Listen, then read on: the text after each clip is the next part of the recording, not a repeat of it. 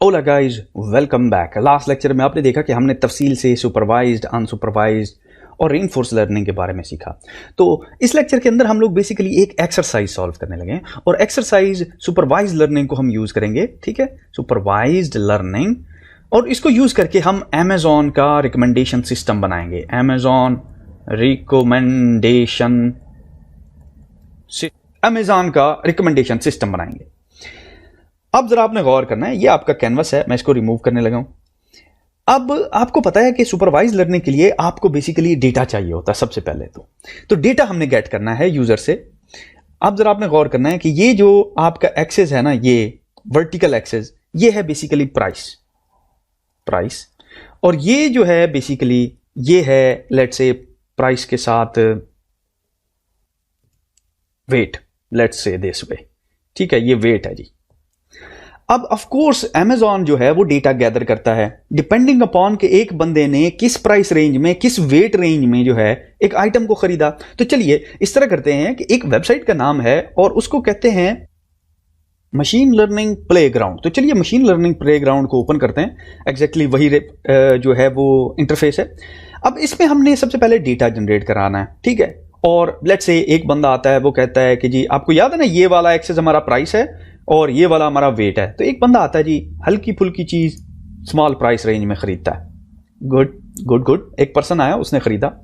उसने फिर एक और अगेन स्मॉल वेट वाली चीज खरीदी, लेकिन वो बहुत महंगी थी। मे बी उसने कुछ ज्वेलरी खरीदी, अगेन उसने कुछ और खरीदा, अगेन कुछ और खरीदा, और इस तरह उसने एक खरीदारी की। ठीक है, ये देखिए, ये उसका खरीदारी का पैटर्न है। ये सारा डेटा जो है आपके पास आ गया हुआ है। एक्सीलेंट, सही है। अब हमने बेसिकली, आपको पता है कि सुपरवाइज लर्निंग में क्योंकि हमने क्या करना है कि इससे हमने एक पैटर्न अखज करना है ताकि हम नेक्स्ट टाइम जब वो बंदा आए हम उसको अगली चीज रिकमेंड कर सकें। ऐसा ही है ना, हमें उसका पुराना पैटर्न पता होगा खरीदारी का, तभी तो हम उसको नेक्स्ट चीज रिकमेंड कर सकेंगे ना। तो चलिए मैं इसको करता हूं, इसको कुछ और डेटा देते हैं।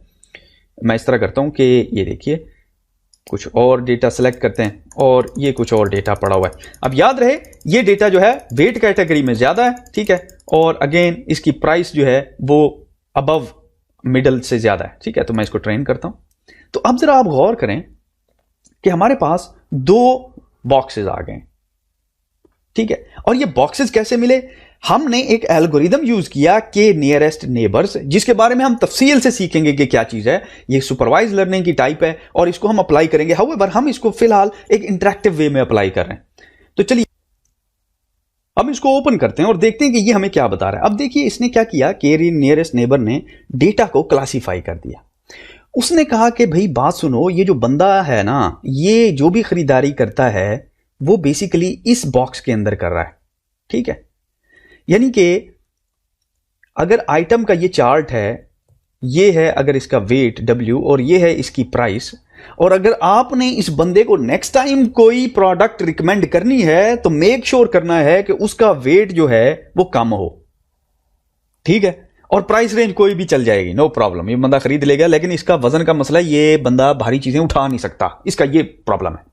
समझ रहे मेरी बात को?